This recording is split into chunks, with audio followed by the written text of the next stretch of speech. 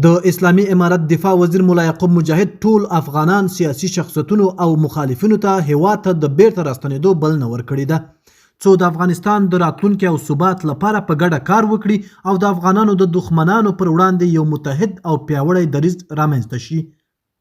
سلام ستړي مشئ په سر کې یادونه کوو که مو چینل نوي سبسکرایب کړئ د تازه او مهمو خبرونو لپاره افغان پلس چینل در سره سبسکرایب کړئ.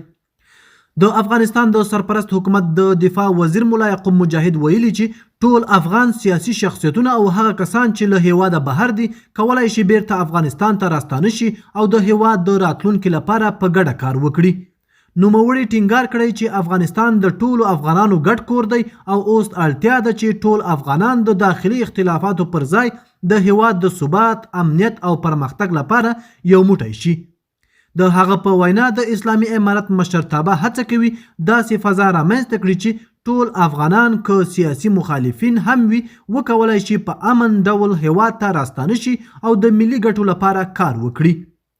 چارواکي وایي چې د دغې بلنې هدف دا دی چې افغانان د بهرنیو ګواښونو او احتمالي ستونزو پر وړاندې یو متحد او پیاوړی ځواک جوړ کړي څو د هیواد امنیت او ثبات په ښه ډول وساتلی شي. د نن ورځې خبر تر همدې ځایه و. د نورو تازه او مهمو خبرونو لپاره افغان پلس چینل در سره سبسکرایب کړئ او خپل نظریات مو را سره په کومنټ کې شریک کړئ. تر بیا ښه وخت.